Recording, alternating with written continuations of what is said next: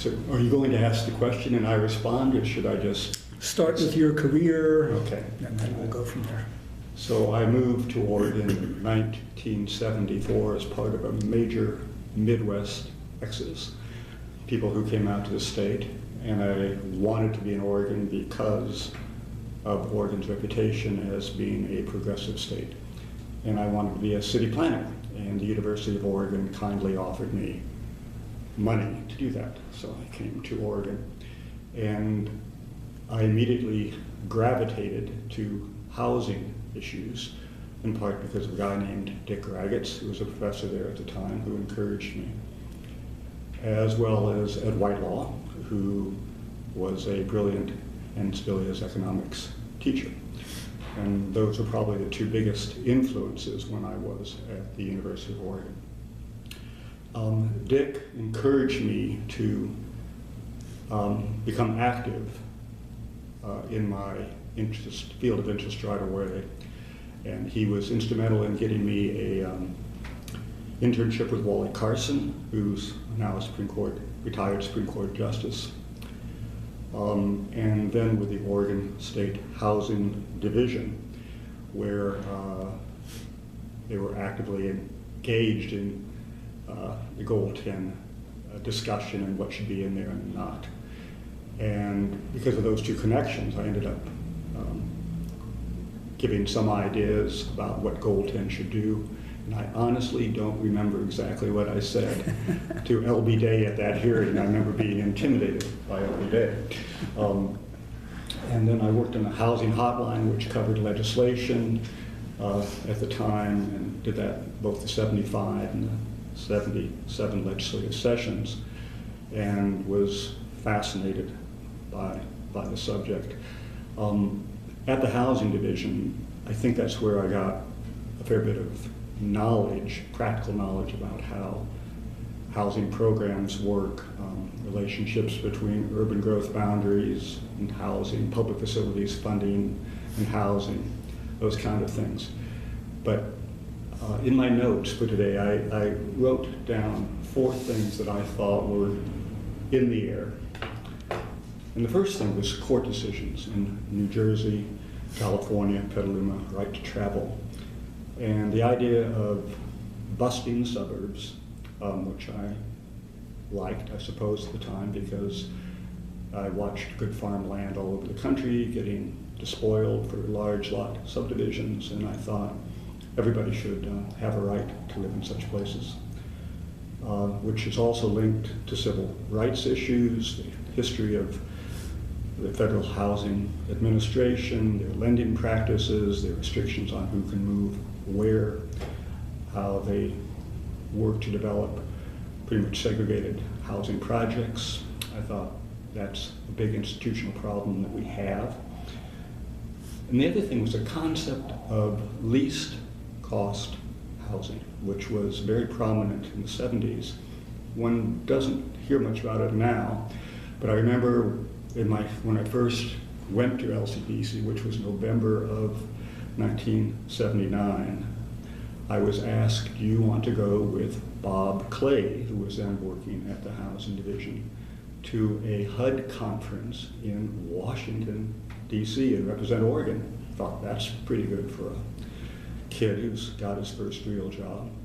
And so we went off on this least cost housing conference, and we sat around at tables with people from all over the country, home builders, bureaucrats from HUD, others, and came up with a list of ways to reduce the production cost of housing, land cost, infrastructure cost, lending cost, regulatory cost.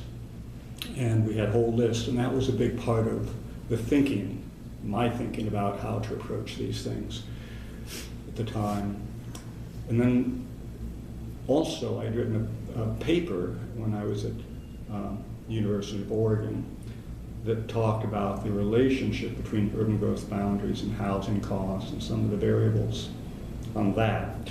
And there's a guy from Willamette University who you'll remember that his name slipped my mind that wrote a paper on that as well, and I communicated some with him. And it seemed to me at the time that urban growth boundaries are not a good thing, a great thing, but there needs to be a counterbalancing force, and that would be Goal 10 housing. So that was the trade-off. The next question that I think you asked was, well, who were the movers and shakers at the time? And I certainly don't remember them all, but I do remember people like Grattan Cairns, who was a Eugene legislator at the time, who was very liberal, very thoughtful, who I interviewed many times for the housing hotline. I also remember people like Betty Niven, who was now somewhat like God status, and Housing Division Director Greg Smith, who took me under his wing and gave me all kinds of responsibility that I thought was extraordinary for an intern to have. Robin Johnson, I forgot her unmarried name, but she was a housing planning commissioner, worked on housing issues in Eugene. Fred Van Natta with the cowboy boots.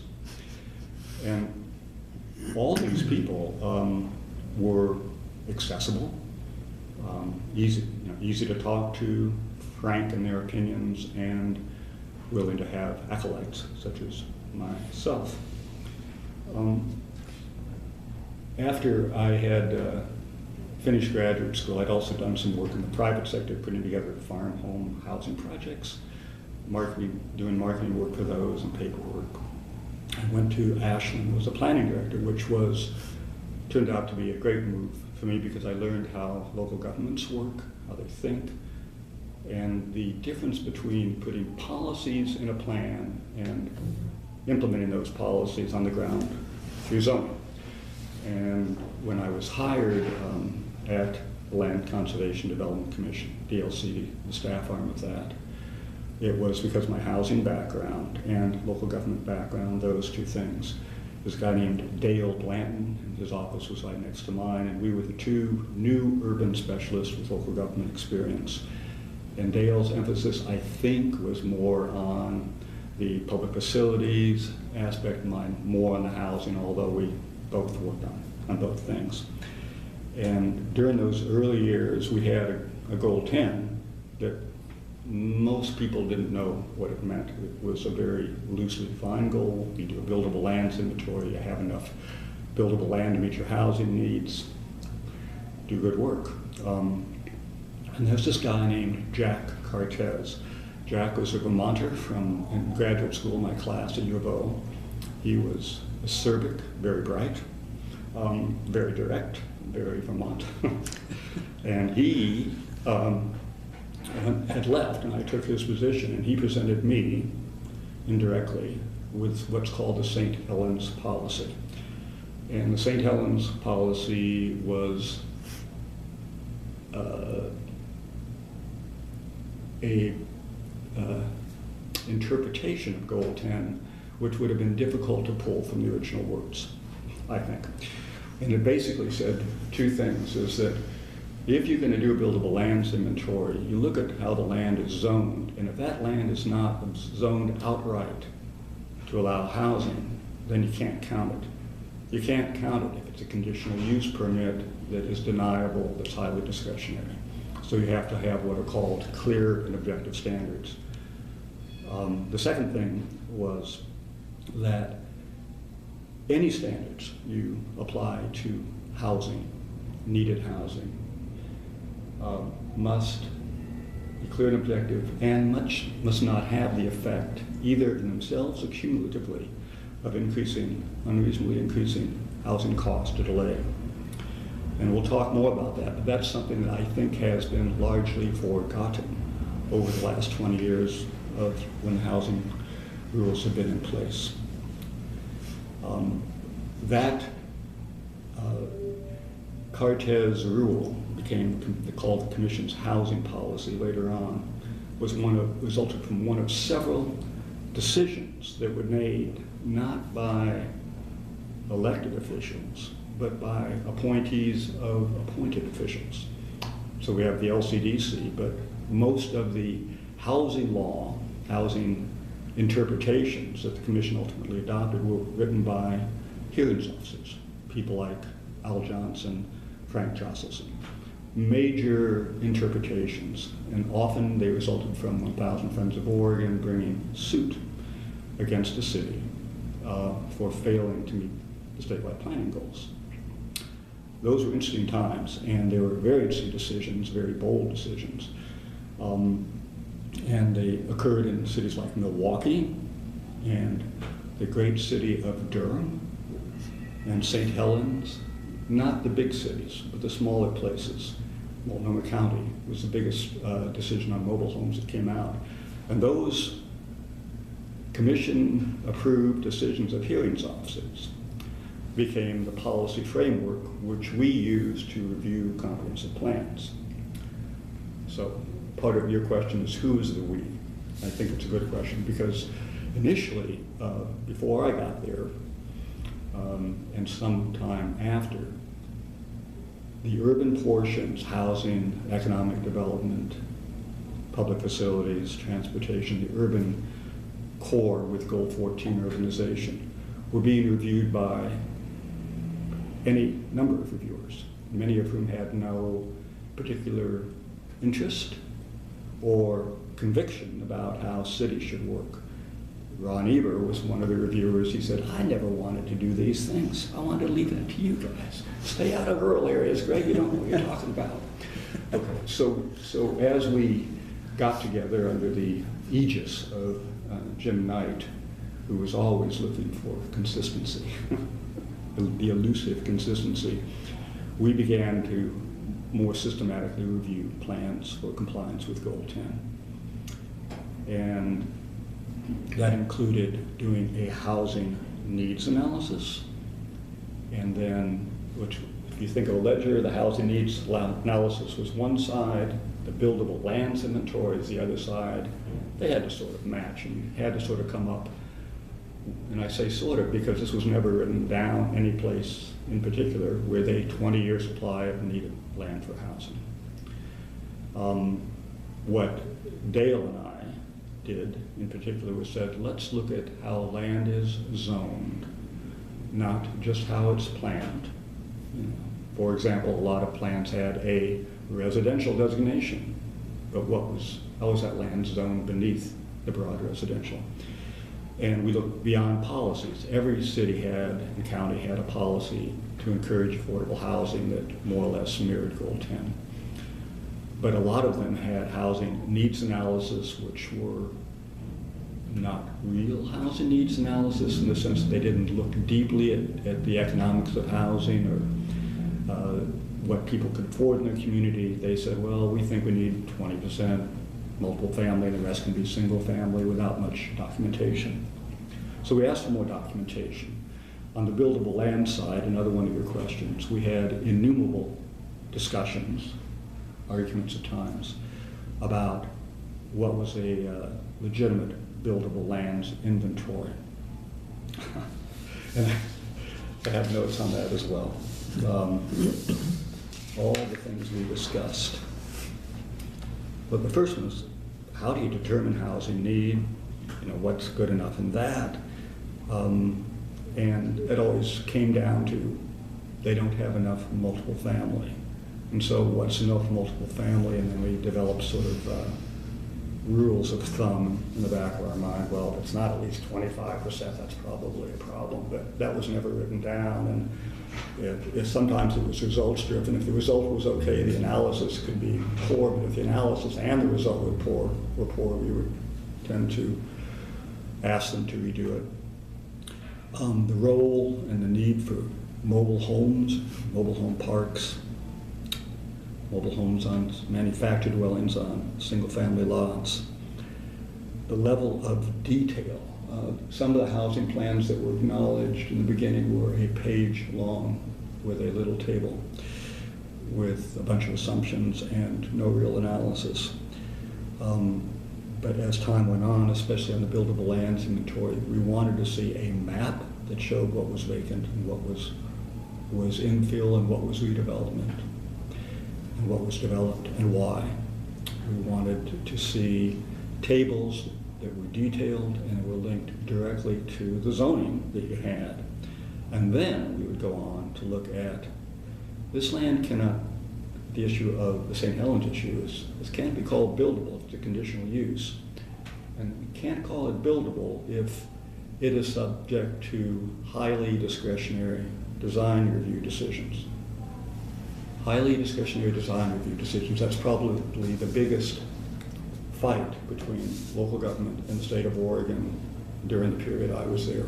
How much discretion would be allowed? How to account for infill and development, how to define those.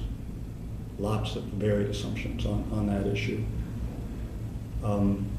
Need for specific plan designations versus a blob plan. Eugene, Springfield, where I worked as an intern also for Lake Council of Governments, had a blob plan. They didn't have clearly defined lines.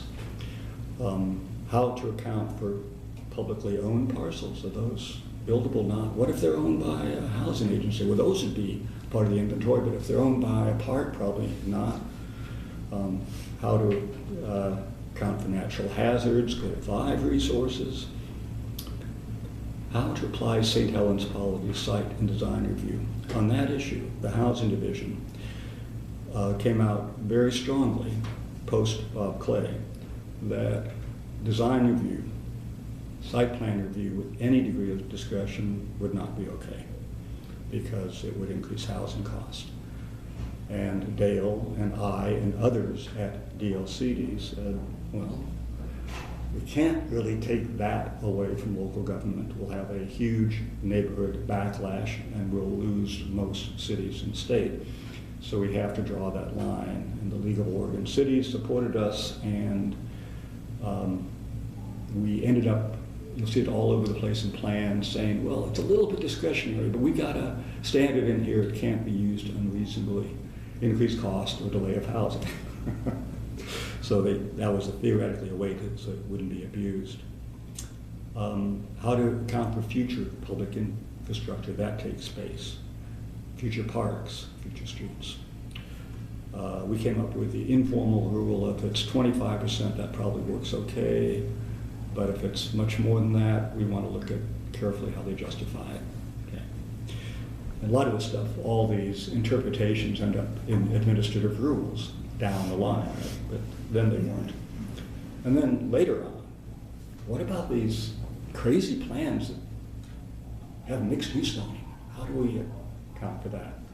Because initially, well, it's not residential, so it's not goal 10, it's not exactly commercial industrial, it doesn't fit into the goal 9 basket. And that wasn't too hard because we basically looked at how it was written and would assign some percentage and account for it in some way, but that initially caused some consternation. Okay, so I've talked a lot. You want to ask me a question? Well, you're doing great so far. Okay. All right.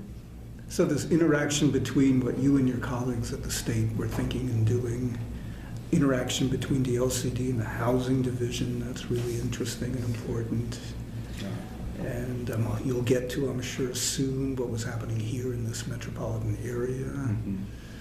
Let's talk a little bit about the environment that I stepped into at the time. Jack Cartez was gone. He'd left this legacy, this little gift for us. And what was also apparent is that there was already in place a coalition between 1,000 Friends of Oregon and the Home Builders Association, and especially the metropolitan home builders in the metropolitan area. And that coalition basically said this: we will not object to urban growth boundaries, say the home builders, but we want pretty much a free fire zone inside the UGB. That's probably the origin of the St. Helens policy, that thing. So you have Henry Richmond agreeing with Fred Van Natta and others that will make this sort of grand bargain. And it was, I think, what held the program together for many years. Without that agreement, without that trade-off, I don't think the program would have survived, because you would have had home builders opposed at every turn, and 1,000 Friends just being seen as obstructionist. when a plan came in for review, you could count on the following people objecting to Goal 10, which then put Dale and I in the role of mediator, which is where we wanted to be. We don't want to be out in front at a state agency. You want to be mediating between forces, if at all possible. So you could count on Mark Greenfield writing a thorough, well-written critique of the plan. You could count on Bob Clay doing the same thing from the Housing Division. Sometimes the State Housing Council would get involved, and Betty Niven might comment, which was, if she ever showed up at the commission, people sort of held their breaths. You would get the Mobile Home Dealers Association was very involved all the time, and they critiqued, but they focused on mobile home subdivisions primarily. You had the mobile home park folks. They had an organization. They would sometimes testify. One of them eventually became mayor of our city, which I think you know. Yep. And so that they could be pretty articulate people. And we would then rely on the commission's policy as expressed in these hearings officers' decisions adopted by the commission. And so we'd get a bunch of objections and say, well, this one's right, this one's right, this one's right, because they were pretty well written. And then we'd say, well, we don't agree, you're going too far on this one. And then we negotiate. I certainly would negotiate with the local government and say, okay, here's the situation we're in. Can you do these things? And then I will write you a positive staff report on Goal 10. And that was the magic word. I mean, if we do these things, you will support us. And at that time, the staff of support meant a lot. Usually if the staff said something and there was an opponent said something else, the commission was already reluctant to beat up on local government as a lot. They wanted to get plans acknowledged. They would usually go with the staff recommendation at that time. And everything wasn't as rule-oriented as then as it is now, so it was very hard to overturn a commission interpretation of a very vague goal. So there were not a lot of commission decisions that were overturned. I can't remember any, in fact, during that period. And then, this is now 1980. Let's go back to 1978. In 1978, 1,000 Friends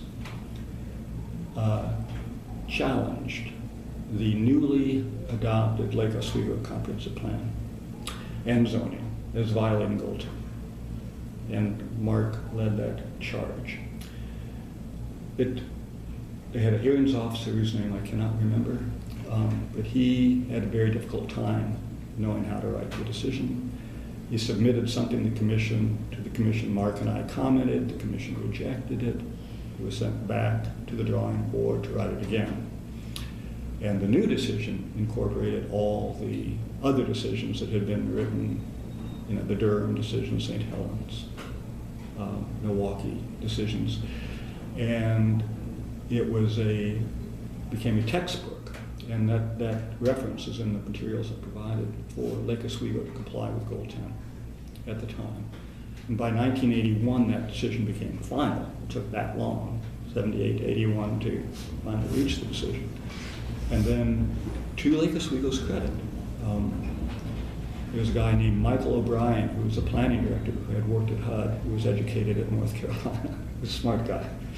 And he said, I don't necessarily agree with you, Greg, on this, but I think it's the right thing to do. And so he went back and they redid the plan. And by 1986, by 1983, they had changed their zones to get rid of most of the discretionary standards.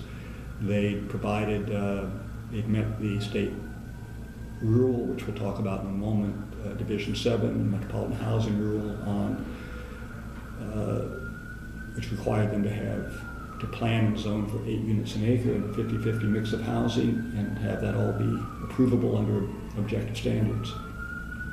They've done all those things, and they've done a good job on the other statewide planning goals, and I think it became a model for good suburban planning in an urban area.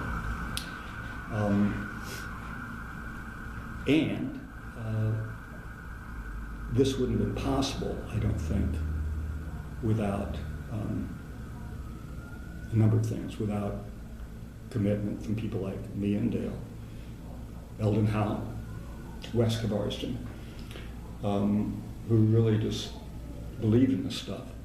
And without 1,000 Friends of Oregon, it wouldn't have happened, and without the political support of the home builders and other state agencies, housing agencies, wouldn't have happened. Any one of those, take one of those away, and I think it might have imploded.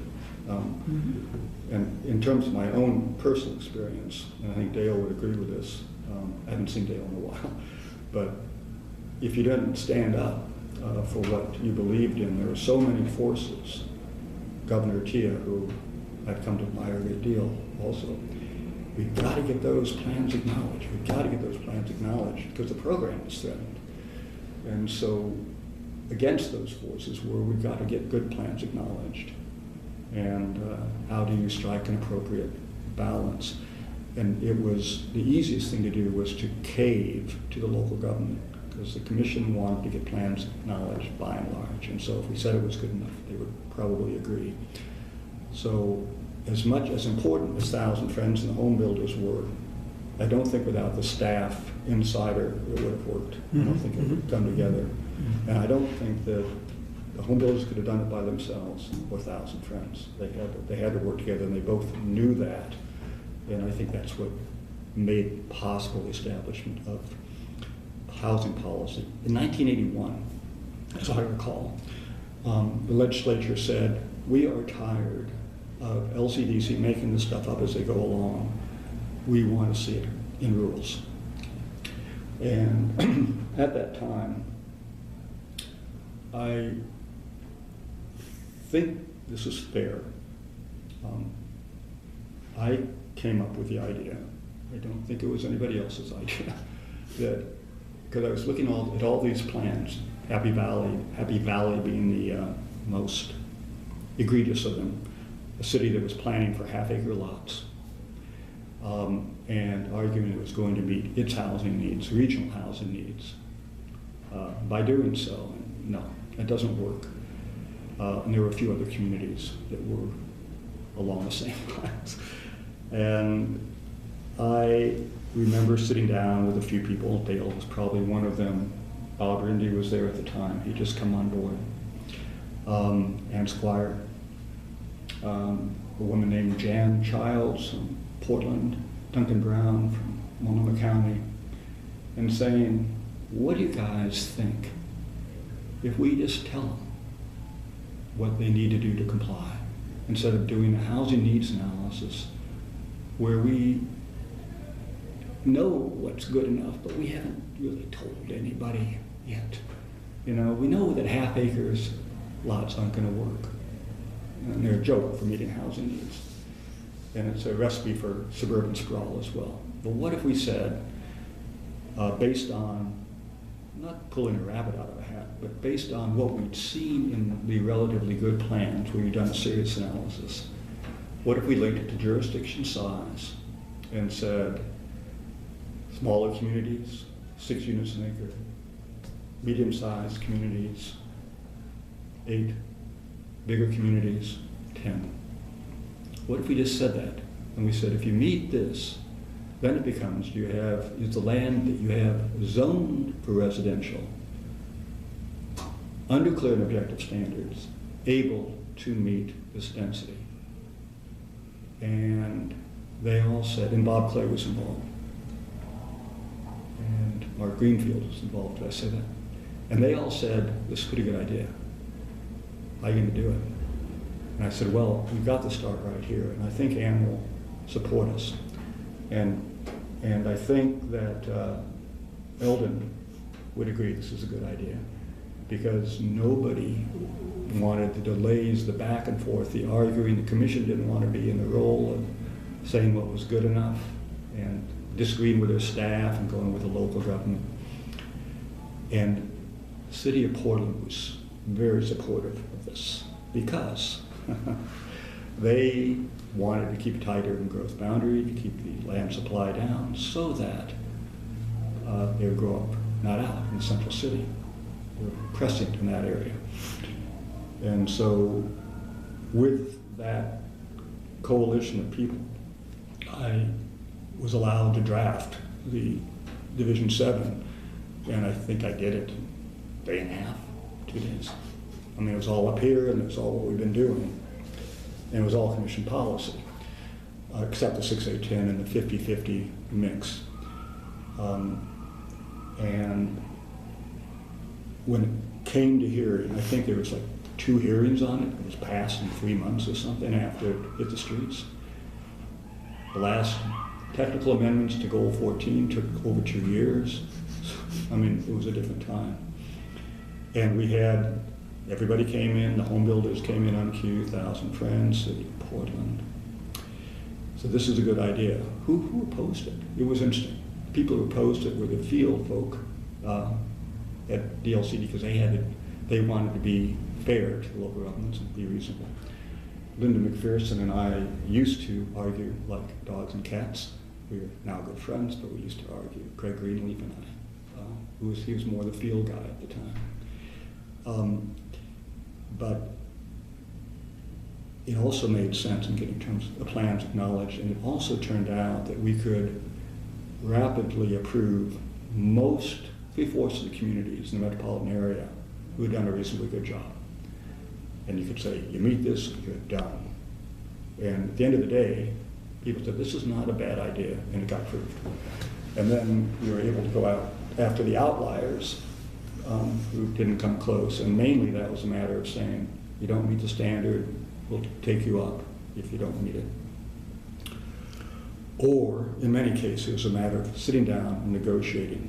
One of my favorite negotiations was with the city of Portland, where they had highly discretionary standards. It seems odd, right? Portland not meeting Goal 10.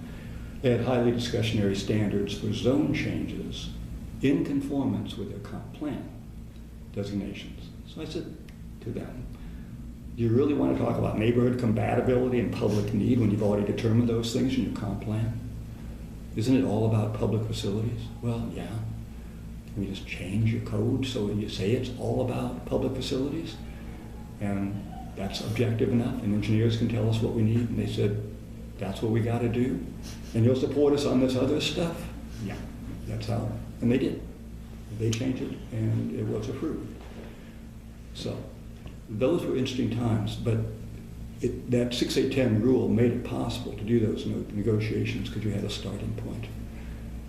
Okay, so the 6-8-10, in relation to the notion of a fair share approach at the regional level. Mm-hmm. Yeah, well, that was the basis. Yeah, that was the basis. Mm-hmm. It was take your fair share of housing. It was all New Jersey cases. It was, and that whole notion of fair share was in the air completely. I mean, that was all. And it also was about, it also linked, inextricably linked Goal 10 to Goal 14. Uh-huh. And I'll talk about that more later. I think that had some unintended consequences.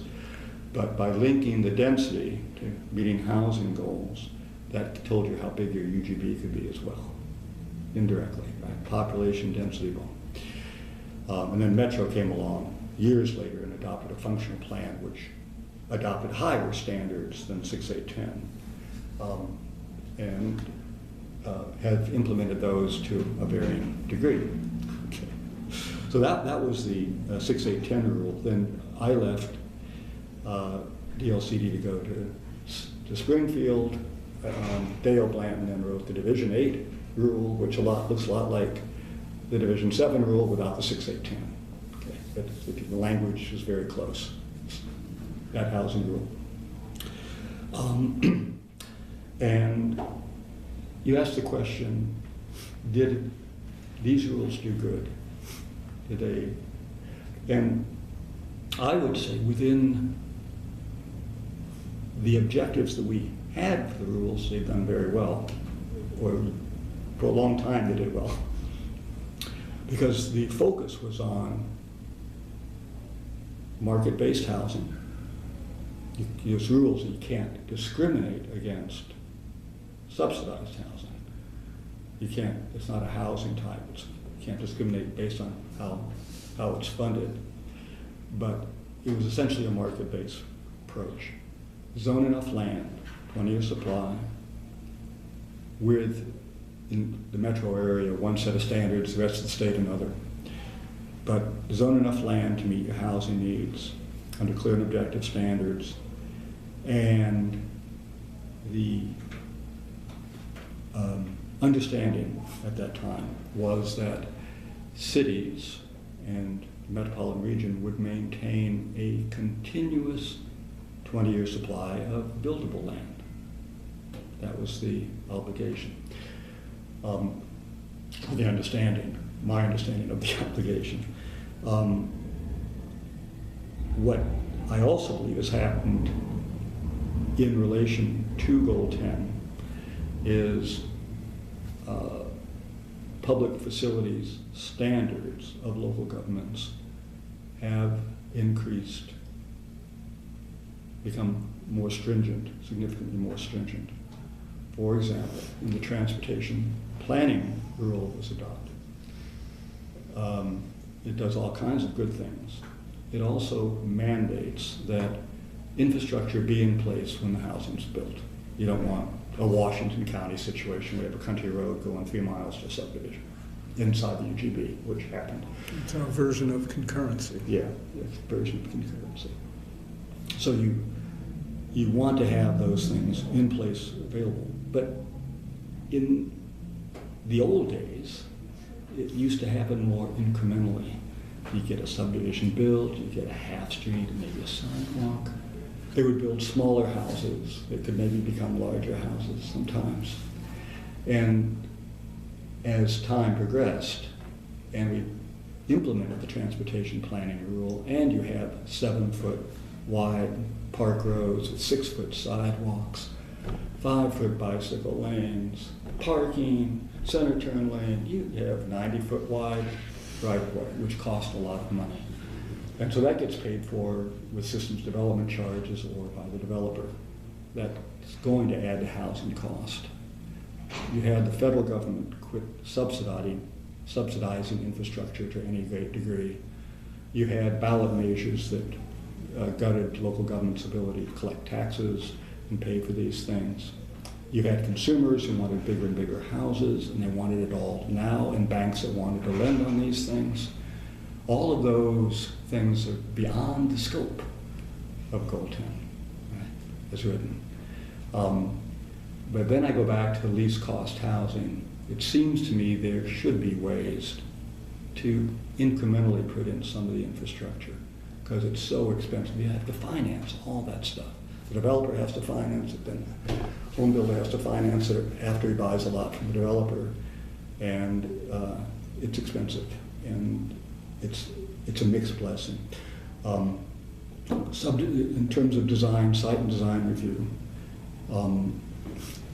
about 10 years ago, I think you know about this, the city of Portland was proposing to extend design review from the city center, which because the densities were so high, we at DLCD thought that's a reasonable exception, but out to corridors and town centers. And Bob Clay, who was then a senior planner, was leading this charge for the city with others. And he asked, Greg, what do you think about this? I thought I'd get your opinion before we went too far. And I said, well, Bob, you would really propose this to me? No, I cannot support this. And here's why, because this door would open up everything. It would just St. Helens policy would be gone in the metropolitan area if we let Portland do it wherever Portland wanted to. How could you say no to the suburbs? And by the way, why do you trust, I don't trust the city of Portland with this responsibility. And it is an arbitrary process, and they do add costs, and they do mess with density. And arguably they make buildings look better, but not all designers agree with that even. So I think it's still possible to have clear and objectives in the suburbs, in Portland suburbs, and to make those good enough. And then Bob and others gave us parade of horribles. Here's all these ugly buildings that we've permitted under our clear and objective standards. And I said, well then adopt tougher clear and objective standards. And by the way, have you looked at the rents of those buildings or their occupancy rates? They are full and they are cheap. So if you want affordable housing, as Ed Whitelaw said in one of his first lectures, it's got to be cheap housing. Good housing is going to cost more. So that was a battle royal in front of the legislature that Ed Sullivan and Al Johnson and I were deeply involved in, staring across the table at Portland representatives and saying no, and it, as I recall, it died in committee, didn't make it out.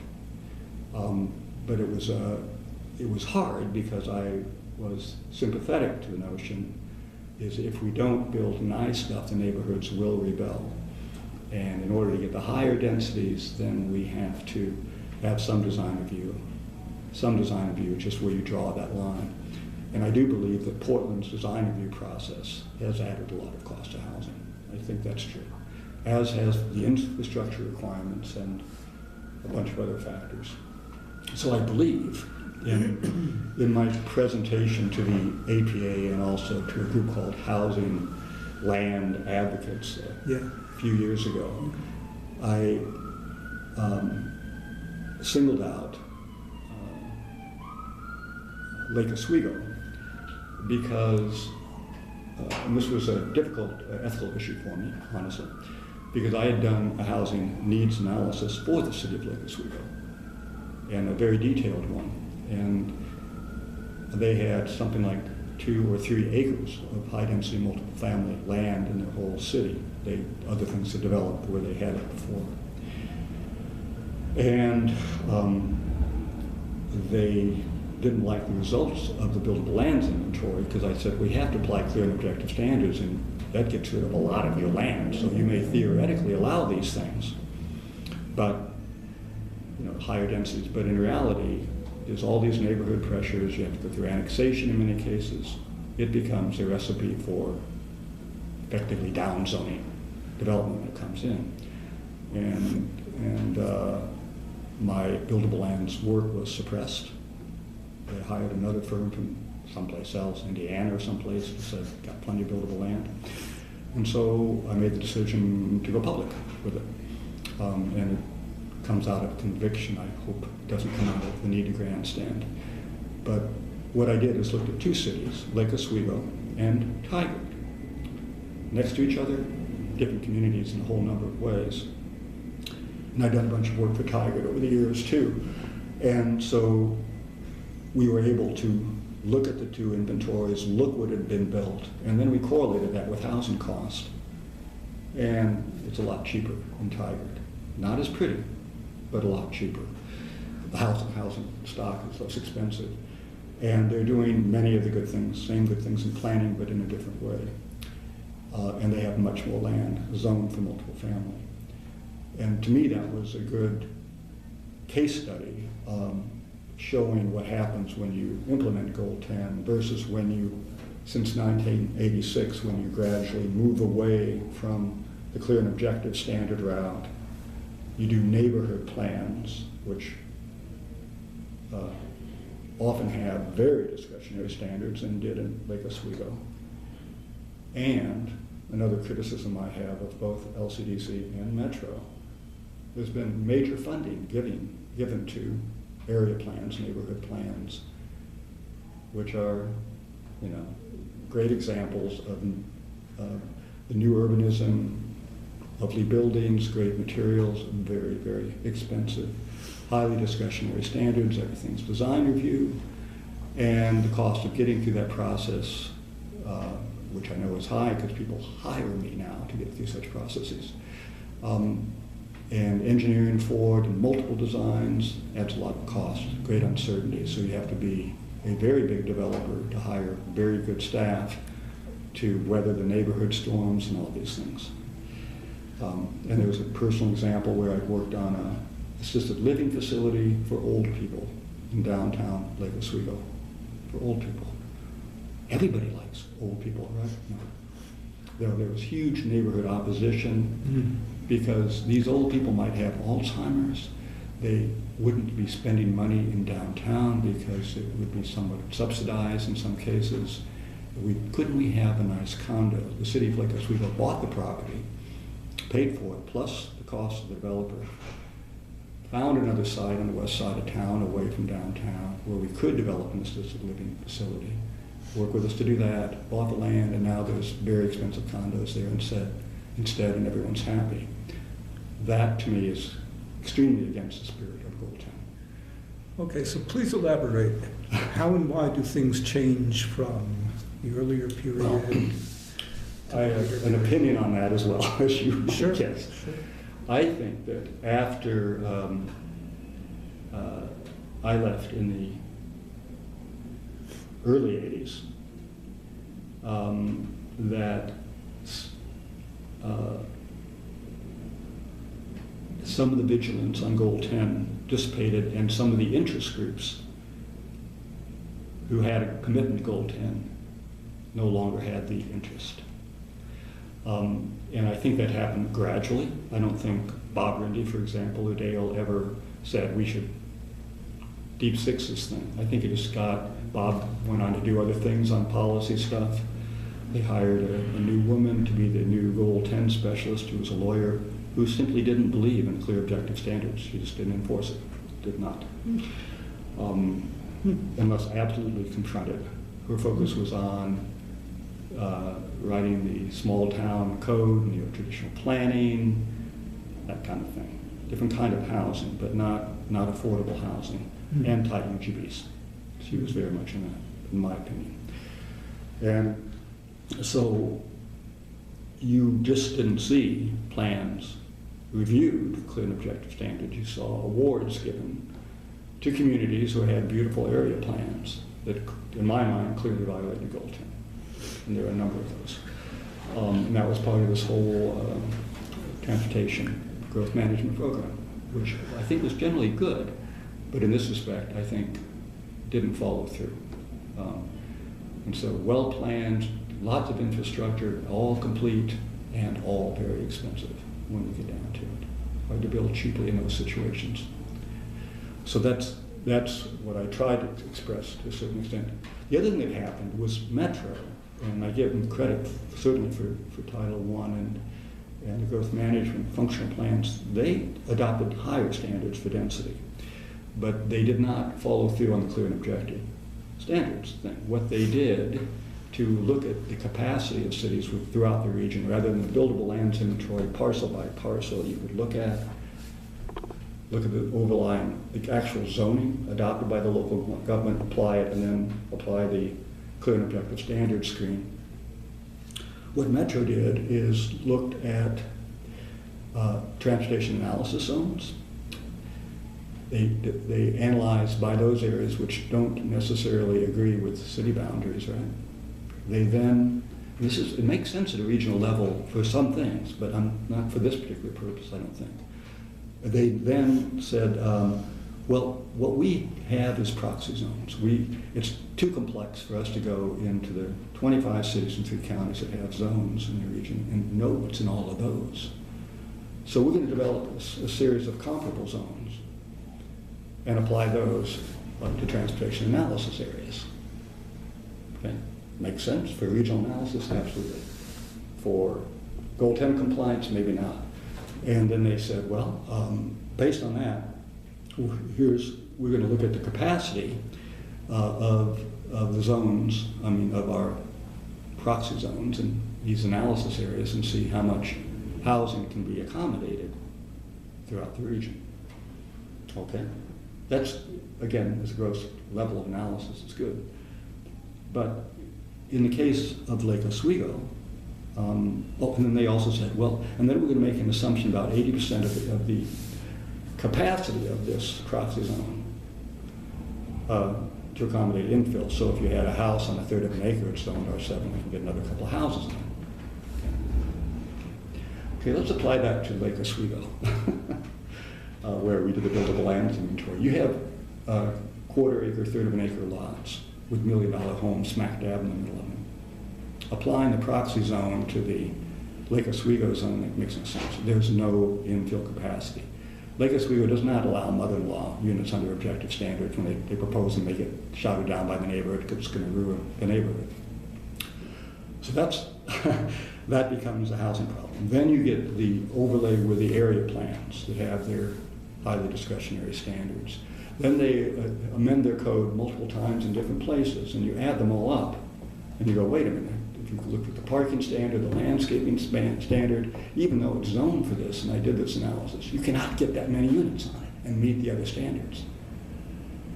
It happens incrementally, it happens over time, it happens through neglect, it happens through regional planning that didn't go to the local level of analysis to deal with the issue in Lake Oswego.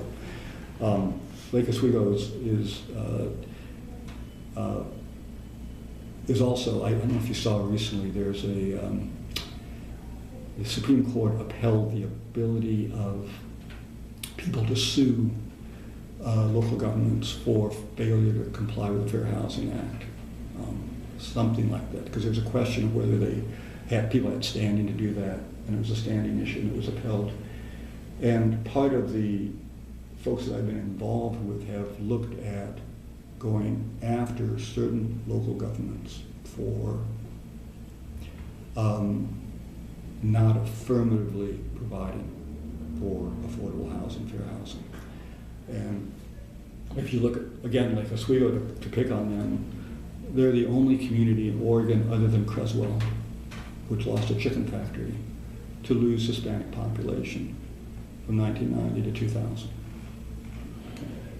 How can you, I mean, it went down from 0.9% to 0.5% or something. There are almost no African Americans in Lake Oswego. So there's a case that could be made under their housing laws for them being one of the New Jersey communities.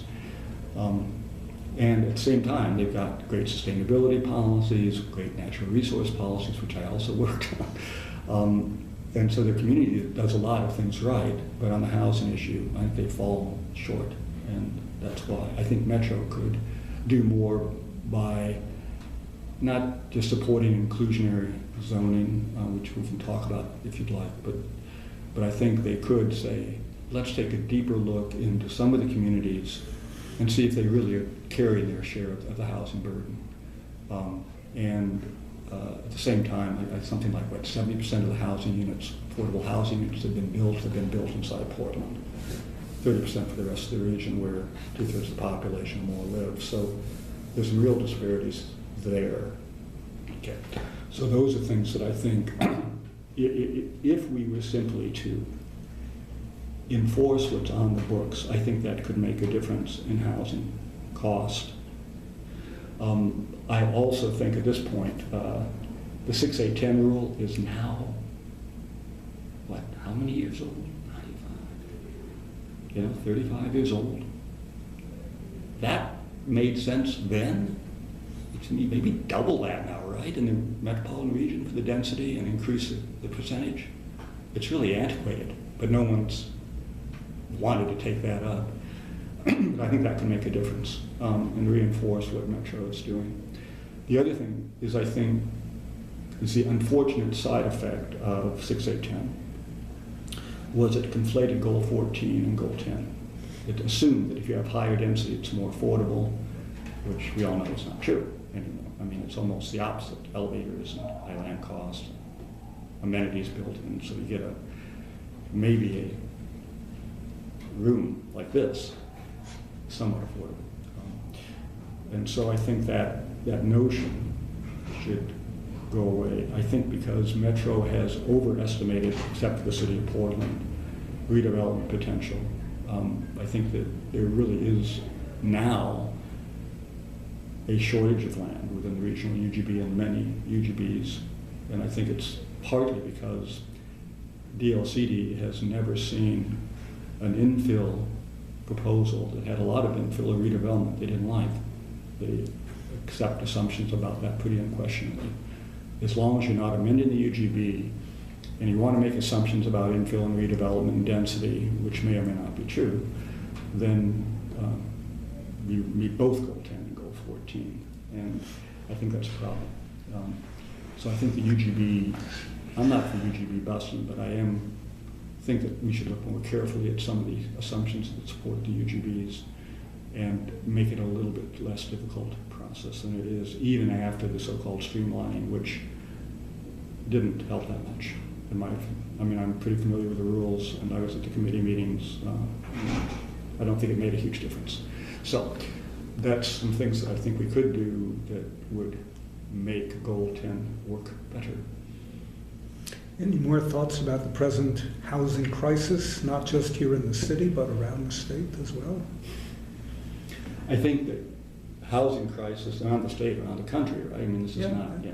So,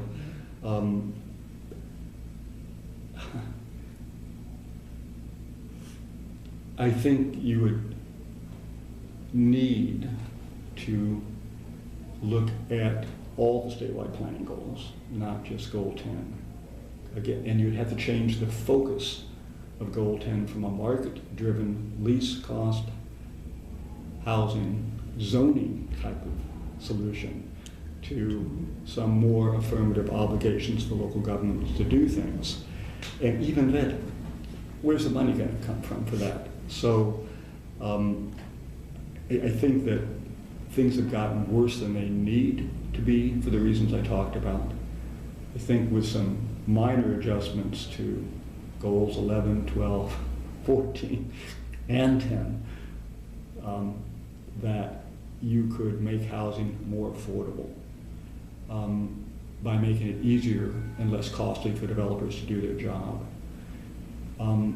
I think that the notion of inclusionary zoning, here I'm a heretic, I don't buy into it. I see how it works in practice. I see the developers, there's this mass influx of developers who wanted to beat the inclusionary housing rule because they didn't see that it would work for them. And so if you have a least cost housing perspective, you want to keep the cost down for everybody, and you have some faith in the market, limited faith in the market to spread that out.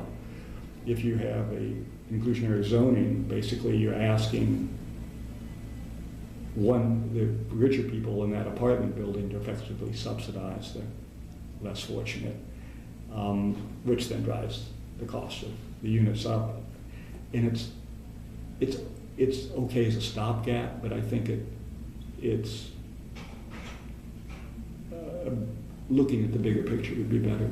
I also think it makes liberals feel very good about themselves. You know, we're doing something, we're telling those big bad developers, but it's the big bad developers that produce the housing that's spread out for everybody, and most of us live in housing that was done by big bad developers. So it seems like that approach might be counterproductive, and it's an easy target.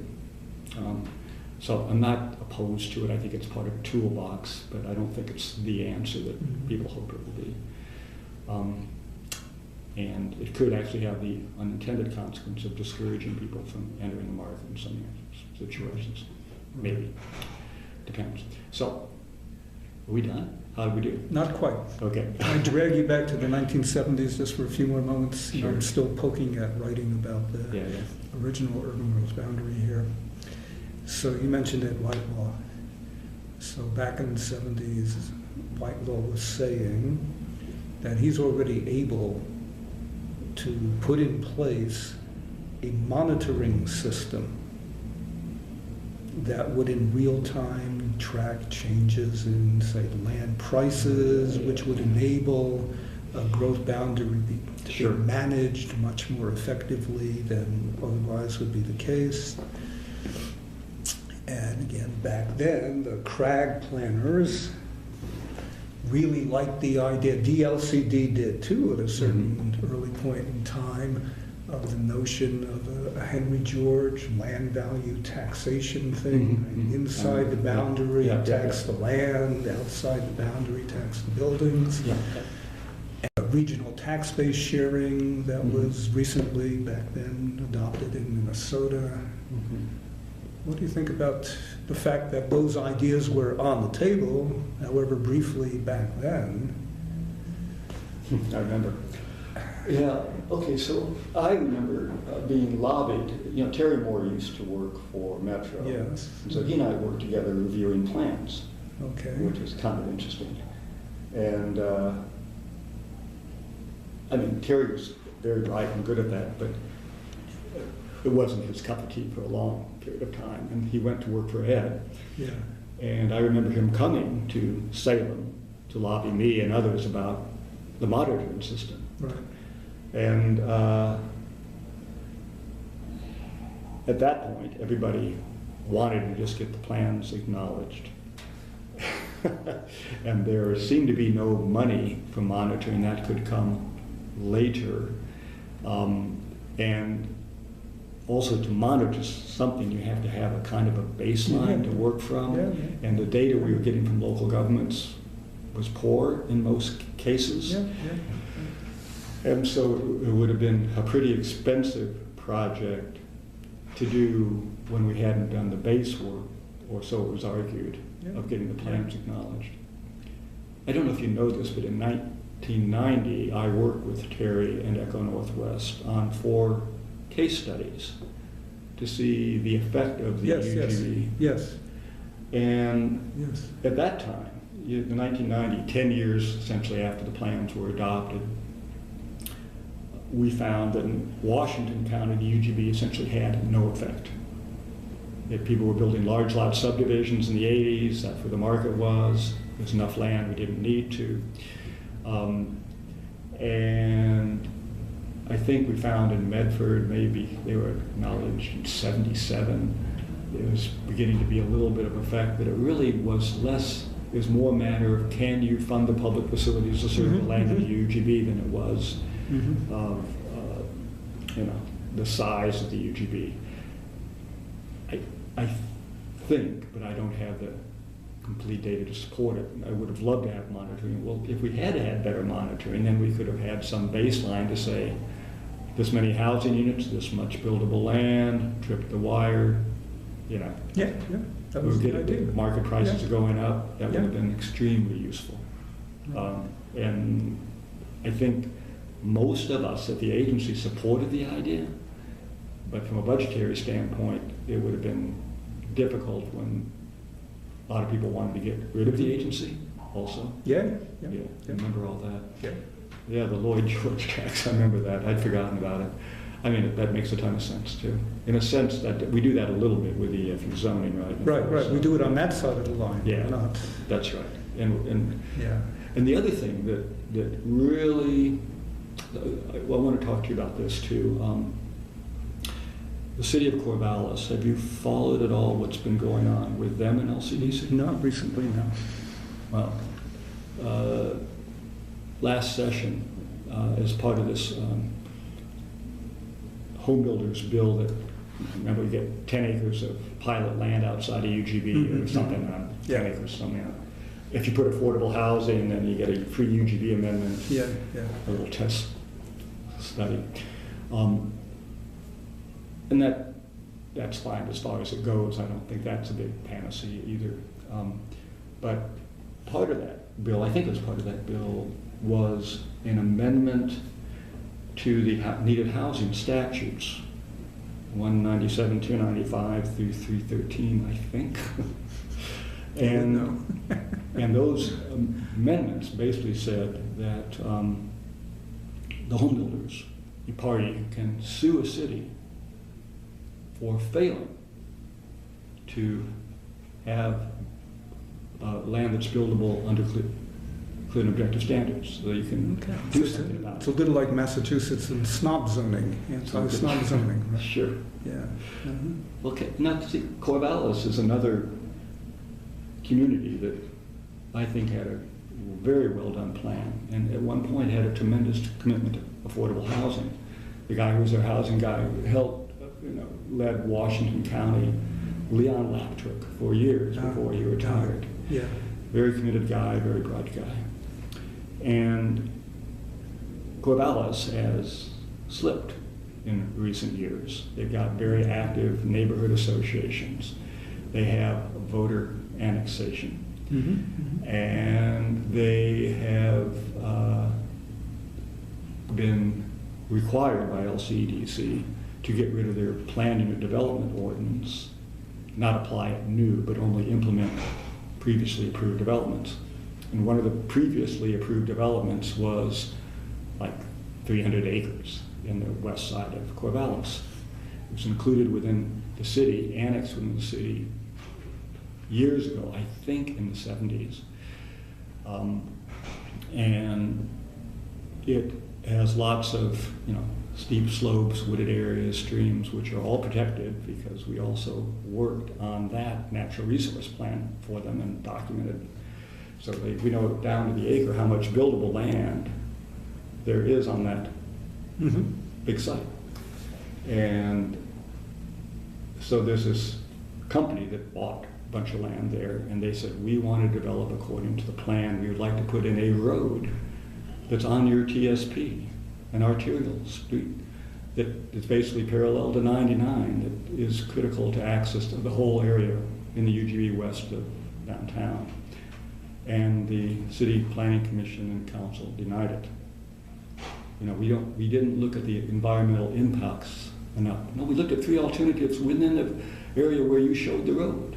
They turned it down. They turned down a development application that was consistent with the plans that had been done. And they have an attorney named Bill Close in Eugene, who's used to be Ed Sullivan's partner, who gives lectures on clear and objective standards a lot. And so he sued them. Took them up to Luba, won at Luba twice. And then they kept saying, we'll come back again. And in Bill's view and my view, the city was disobeying what they were told to do by Luba. They were trying to wiggle around it. So he filed an enforcement order against the city. And the city said, oh, but this isn't for needed housing. You know why? Because we have so much land in our UGB that we have more than a 20-year supply. And we've decided this land that's annexed to the city, fully serviced, everything's there, is not needed. And so we took them up on that. And they also said, we don't have a buildable lands inventory. We don't have a map. And so that's when Bill called me and said, great, didn't you do work in Corvallis? I saw you did some work. I said, yeah. Well, do they have a buildable lands inventory? I said, yeah, I worked on that with Echo Northwest too. They've got one. They've got a map, and they've got tables. I've seen them. City, that they couldn't find it. We found a copy in the Benton County Library. They couldn't find it at LCDC because their records are so poor. But they found it at the library. And I pulled out data that I'd done, where I'd done a site-specific ESE analysis for this property, and said, there are this many buildable acres, 486. Another, about that, and another couple hundred acres are preserved in Goal 5 resources. I said they do have a buildable lands inventory, and this is the work that we did, and it's part of their comprehensive plan, because it's adopted as part of the EASY analysis.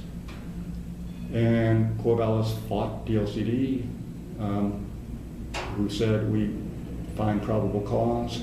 They had a hearings officer who said, you guys don't cut the mustard, you're violating the statute. The commission agreed, and now they're told that they must apply only objective standards to this thing. I can if you'd like, I can show you this documentation.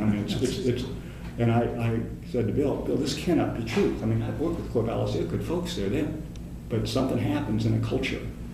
And the pressure from the neighborhoods. They have 9 elected city councilors every 2 years. They come and go. They don't have history. They're like the Republican Congress. They just don't have the history or the parliamentary understanding of planning understanding.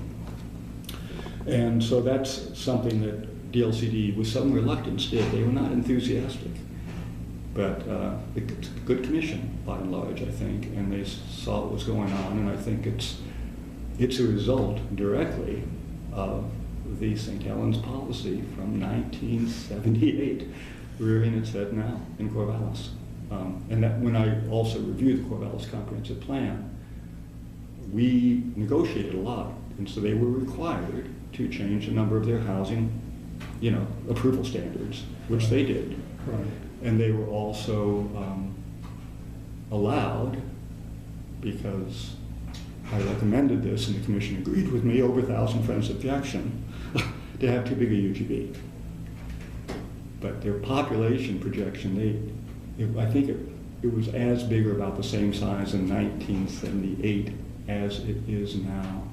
Because PSU, bless you, when you do your population projections, which determine the sizes of UGBs, says, well, they haven't had much growth.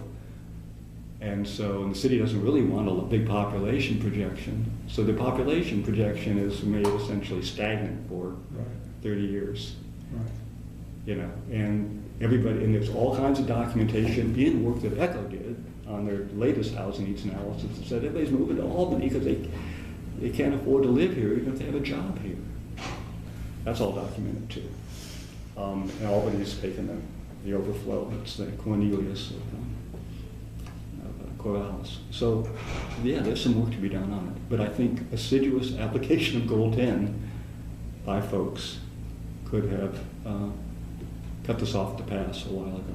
Mm-hmm. And even when I did, 10 years ago when we did the natural resource stuff, the staff there were great to work with. They completely got the Goal 10 thing. They suggested that we document all this stuff down to the Nat's eye on Goal 10 so that we could show we were in compliance. So this has happened over a 10-year period. These are just a couple of examples that I'm personally aware of. My guess is, I hope they're the outliers, but that's what Goal 10 essentially did. It stopped. The jurisdictions were really becoming exclusionary, the Happy Valleys, the Corvallis. Mm-hmm. Mm-hmm. It wasn't aimed to solve all problems, but to, as you said, fair share housing and basic standards. And I think it did a pretty good job of that. But I think it would, if you're going to revamp it, you'd up the standards. And what you should probably do is say that every jurisdiction has an affirmative obligation to provide affordable housing as well as market housing. And that's something that would be a big task for the state to do.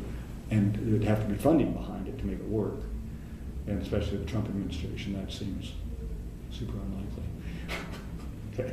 Well, on that note. Okay. I know, I'm not supposed to get political, but there you go.